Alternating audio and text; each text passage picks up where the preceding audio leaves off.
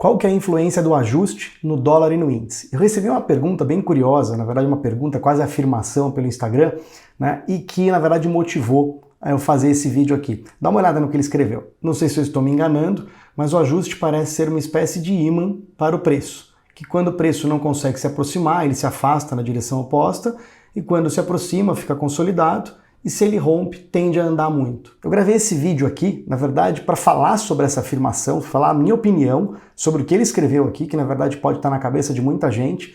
E aí, para isso, eu vou falar o que é o ajuste, como é que ele é calculado, a diferença dele para o fechamento, quais são as possíveis, de fato, influências que o ajuste faz no preço do dólar e no índice, né, e quais as coisas que ele esconde, né, e é a minha opinião, é a minha conclusão sobre isso. Então vamos lá, bora pro vídeo.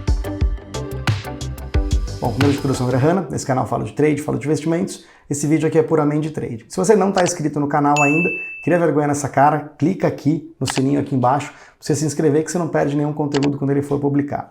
Tá, vamos lá. Primeira coisa, o que é o ajuste? Né? Eu também tive dificuldade de entender isso, né, nos meus primórdios, quando eu entrei no mercado. Né? Por que não considero o preço de fechamento, que é o último preço do dia, né? Eu não lembro para quem que eu perguntei na época, pô, isso aí deve ter sido em 1999, 2000, nos anos 2000, imagina, 24, 25 anos atrás. E falou, não, porque se você, né, se o mercado, né, ajustasse, né, no último negócio do dia, você poderia ter uma maquiagem de alguns players forçando o preço, né, para alguma direção para poder forçar o ajuste. Eu falei, mas tá bom, e daí? Mas e daí? E se você... Eu falei, mas como é que o cara vai gastar lote para poder forçar esse ajuste? Na minha cabeça isso não fazia muito sentido. Mas aí eu fui entendendo ao longo do tempo, né, que no mercado futuro, quando você passa posicionado, qualquer mercado futuro, né, quando você passa posicionado, digamos que você faz uma posição agora no 5 mil no dólar, por exemplo.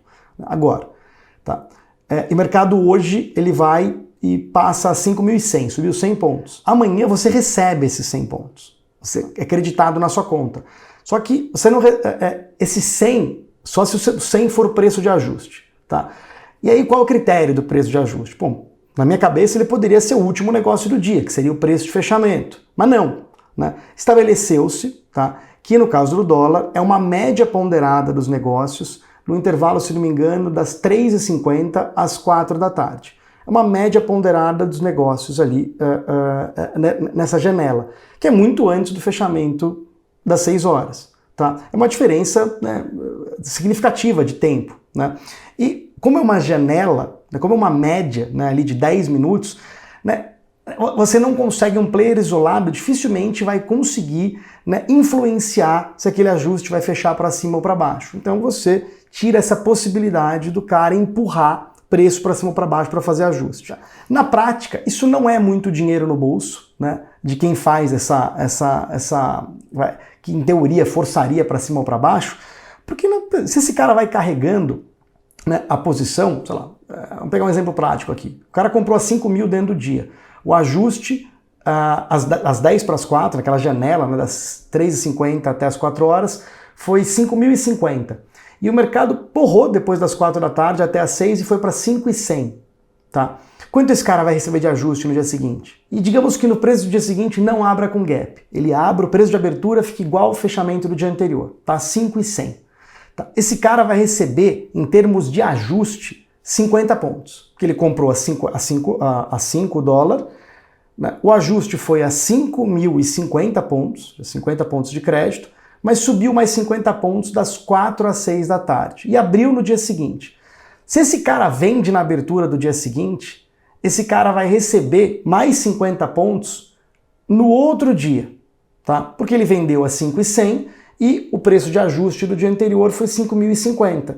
Ele vai receber os mesmos 100 pontos, só que em dias distintos. Tá? Então, assim, e não é de maquiar. Realmente, não faz sentido o ajuste ser o último negócio, mas na prática, o que importa, cara, é o preço que o cara vende um negócio ali, e assim ele não vai conseguir fazer muita malandragem com isso, a não ser trabalhar com o dinheiro dos outros, tá?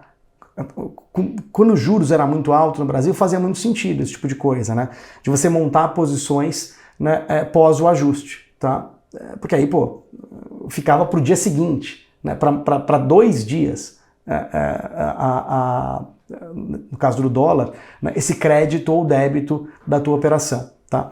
Mas vamos lá. Então, para que ele serve? Ele serve para você não maquiar, em teoria, né, o preço de fechamento que vai ser usado, o preço de ajuste, na verdade, que vai ser usado para creditar e debitar as suas operações todos os dias. É diferente do mercado à vista, de Petro, por exemplo, que você pega 100 mil reais, compra Petro. Ele sai da sua conta em D+2 e não, assim, enquanto você vende, esse dinheiro não volta para você. No mercado futuro, todo dia vai tendo um crédito e um débito, tá? Com base no quê? Com base no ajuste diário que é calculado nesses horários, no dólar, das 3h50 às 4 horas e no índice das 5 às 5h15, uma média ponderada dos negócios. Tá? Vamos lá, a diferença disso para o fechamento é que o ajuste é calculado num horário distinto, com um critério distinto. O ajuste é uma média ponderada dos negócios numa janela de tempo e o último negócio do dia, ele é, de fato, o último negócio do dia, ali perto das 6 horas da tarde, né? Ou no leilão, no caso de ações. É aquele preço do leilão ou o último negócio do dia, no caso de um ativo que não tem leilão. A oscilação, aqui a título de curiosidade, né? A oscilação que a gente olha na tela do Profit, da Nelogica, ou até mesmo no site do Jornal Nacional, ou no jornal, o Ibovespa subiu 1%, ou o índice futuro, ou o dólar subiu 1%. É 1% sobre o fechamento, não 1% sobre o ajuste, hein? Tá? O percentual calculado para a variação diária é sobre o fechamento do dia, sobre o último negócio do dia, e não sobre o ajuste. Tá? Em dias em que você tem movimentação muito grande do preço de ajuste para o preço de fechamento, isso vai dar uma diferença significativa, tem dias que não. Tá? Isso importa muito para quem está olhando correlação no olho. Tá? Só ficou adendo aqui. Tá? Vamos lá. Para que é? O que ele é, para que ele serve, como é que ele é calculado. A gente já falou aqui no caso do índice no dólar. Quais são as possíveis influências de fato que o ajuste teria em tese, em alguns operacionais? Eu consigo listar 3, pelo menos 3. Tá? 2 de caráter emocional e uma de caráter técnico mesmo. Vamos lá. Qual que seria uma de caráter emocional? Tá, vamos lá. Você pega alguns traders maiores que fazem posição de um dia para o outro. Tá? Não apostando se vai ter gap ou não, mas sim, o cara faz uma posição de um dia para o outro. Tá? O que você não tem como calcular qual que é o percentual de pessoas ou de lotes que são feitos ali no final do dia, né? Que o cara está apostando, né, num cupom para o dia seguinte, apostando em alguma coisa, numa notícia que vai sair, ou o cara está simplesmente fazendo uma aposta tática com base em preço mesmo para o dia seguinte. E, cara, eventualmente, sei lá, fechou a 5 o dólar, tá? O cara passou comprado, achando que ia subir. E o mercado abre com um gap de 30 pontos para baixo. Cara, é um baita de um gap, bem contrário do que ele queria, tá? Tem um efeito psicológico na cabeça desse cara, que ele pode pensar assim, putz, eu só não quero perder mais, cara. Se voltar para o 5, tá? Que é o preço dele ou o preço de ajuste, se voltar para o 5, putz, eu zero, tá?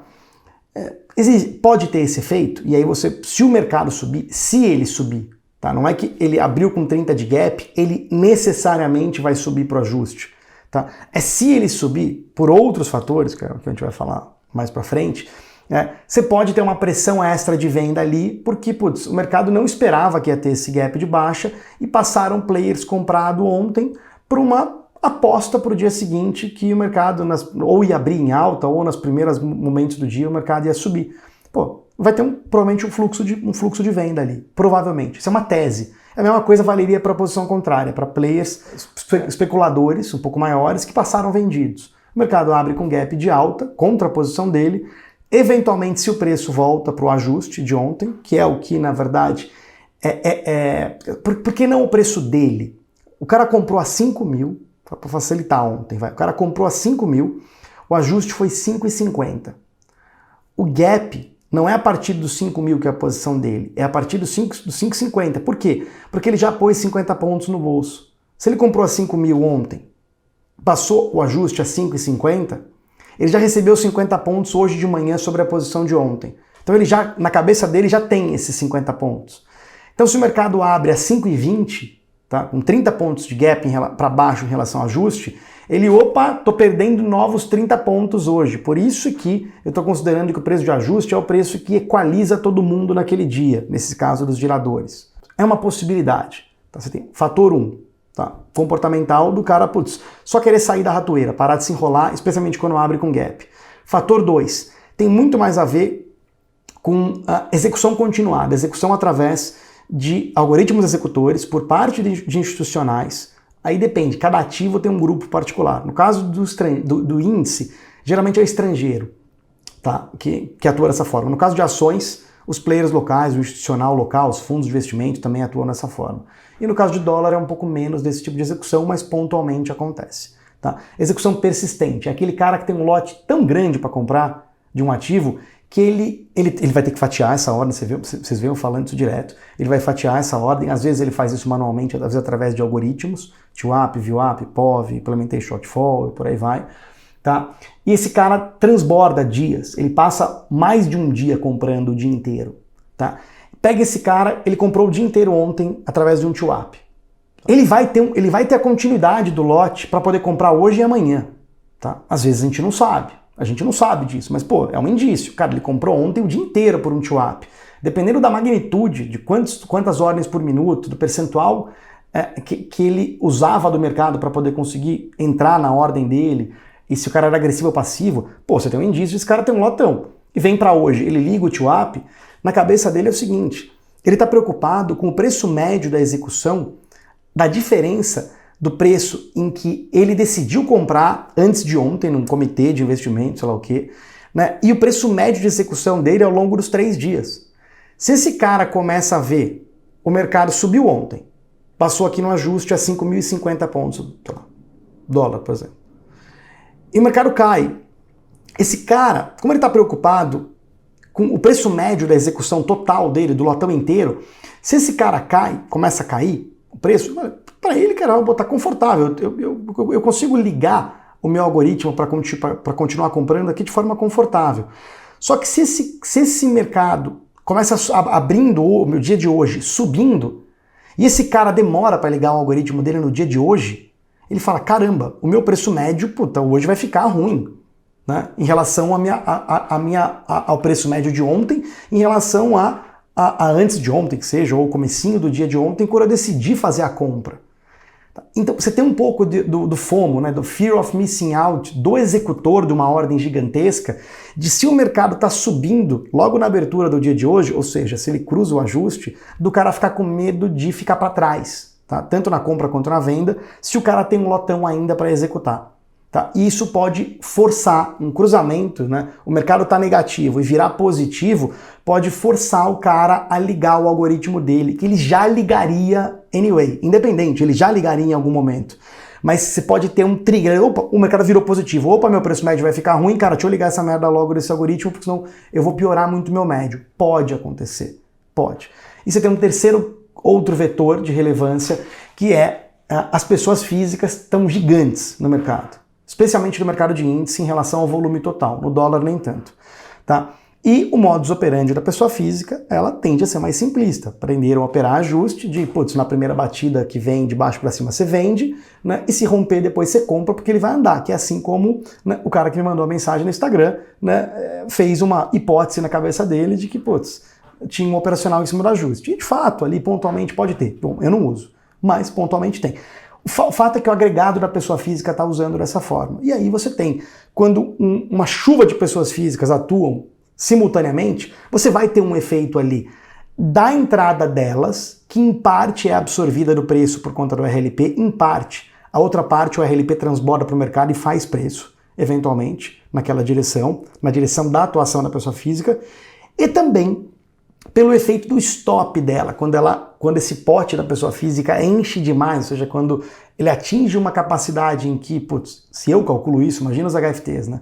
De que, putz, olha, historicamente as pessoas físicas têm esse tamanho de munição aqui, ela já gastou X% ou a totalidade da munição. A posição técnica dela tá ruim. Opa, tem um possível stop daquela posição.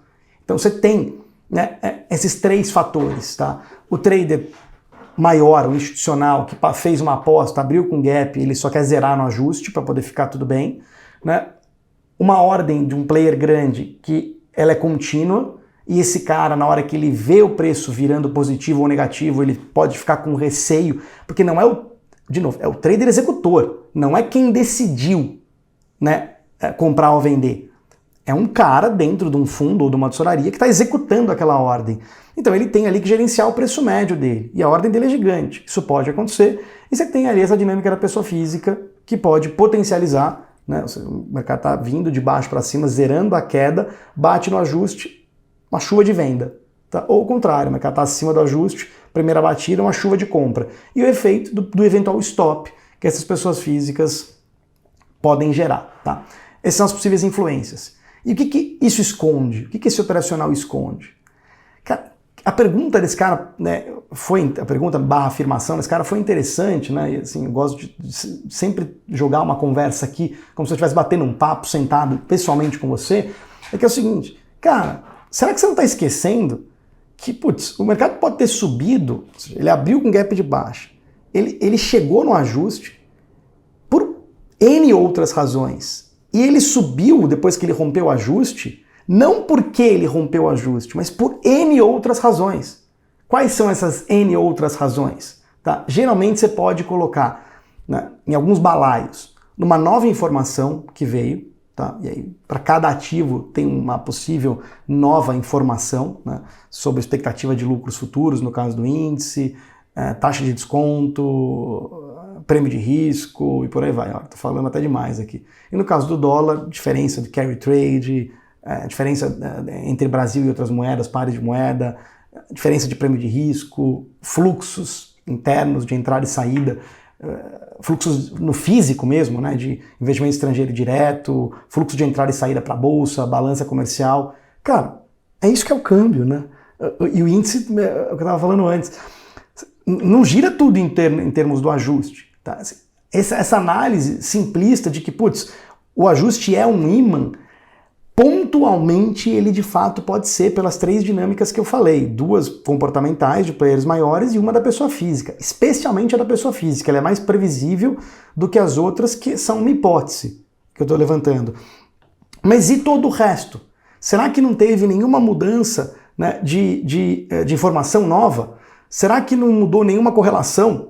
Será que a precificação, né, quem fez meu curso gratuito na Nelógica, né, será que em termos de macrofinanças, será que assim, a informação nova e as variáveis que são usadas para correlação não mudaram o modelo, o preço do modelo, o preço justo do modelo, né, e que putz, faz sentido o preço que abriu no gap de baixa, né, voltar para perto do ajuste? Será que não foram outros drivers? Ou será que é o ajuste que é de fato o ímã, né?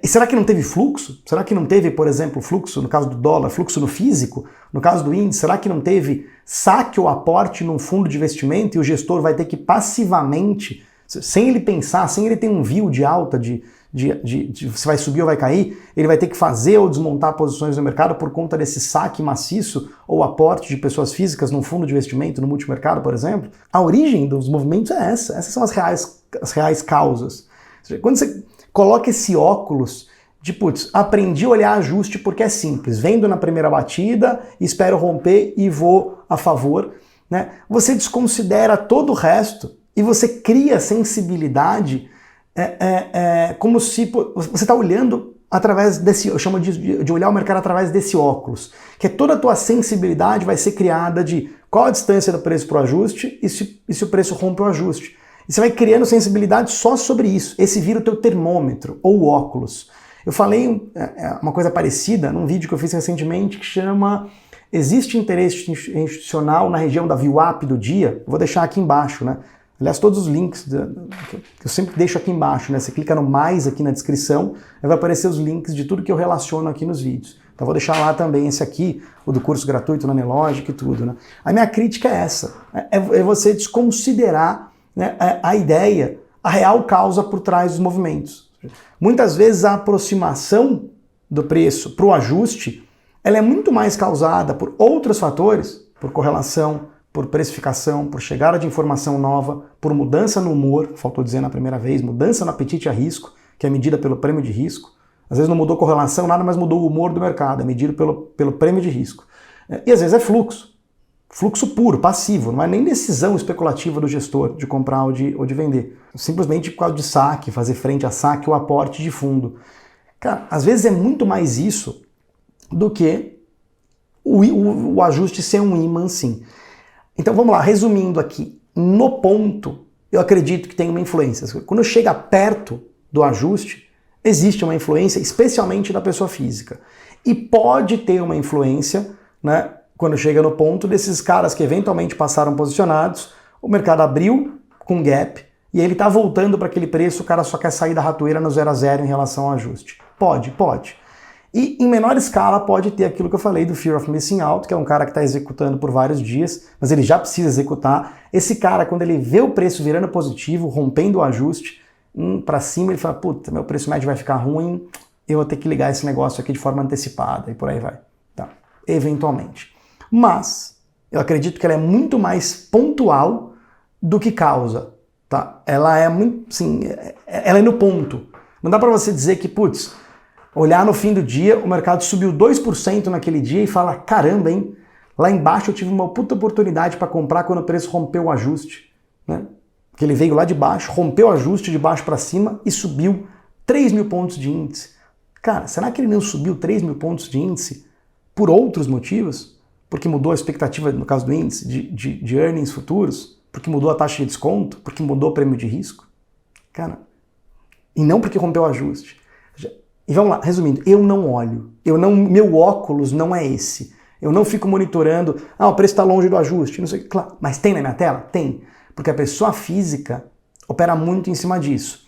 E como eu sei que esse é um dos indicadores, com o botão direito, você clica na Anelógica, e mais usados por pessoa física, indicadores mais usados, e a Anelógica tem uma capilaridade, pega 90% dos operadores de varejo, é bom mais ou menos saber mais ou menos em que regiões as pessoas físicas vão entrar no agregado, porque eu estou operando contra elas. Mas para mim, meio que se não tivesse a VWAP na tela, ou o ajuste, que na verdade lá na Anelógica é o Prior Quote, botão direito, inserir indicadores, ajuste, Prior de anterior, Quote de cotação. Tá? Se não tivesse nada disso na tela, ou seja, se não me antecipasse o que a pessoa física faz, pela enchida do pote dela é o que é mandatório para mim. É que ter a VWAP ali ou o ajuste na tela me ajuda a antecipar em algum... Falar, olha, ali pode ser que a pessoa física entre. Eu não gosto de ficar criando elucubrações do que pode acontecer, mas acaba ajudando um pouquinho. Tem mais ajudado do que atrapalhado. Em alguns casos atrapalha, né? Outros indicadores na tela, de falar, putz, eu vou deixar ali porque se estiver chegando e se acontecer aquilo, quando você fica olhando muitos passos à frente no day trade, né, na minha concepção, para mim atrapalha um pouco. Mas nesse caso, né, colocar indicadores que notavelmente as pessoas físicas usam em massa, e o Prior Quote, que é o ajuste, é um deles, e a VWAP é outro, para mim tem mais ajudado a antecipar pequenas atuações do que atrapalhado da pessoa física. Tá? Espero que você tenha gostado. Se você gostou, você clica em curtir, porque o YouTube entende que esse conteúdo é bom e mostra para mais pessoas que têm interesse no assunto. E sério, de verdade, a única coisa que eu te peço, sim, é imprescindível, é você comentar esse vídeo. Dizendo a tua opinião, se gostou, se não gostou, se já tinha percebido, se você concorda, se não concorda, ou sugerindo temas para os próximos vídeos. Uma grande parte dos últimos vídeos que eu tenho feito são com base em dúvidas ou sugestões que vocês postam aqui embaixo ou direto lá no meu Instagram. Beleza? Abraço, até a próxima.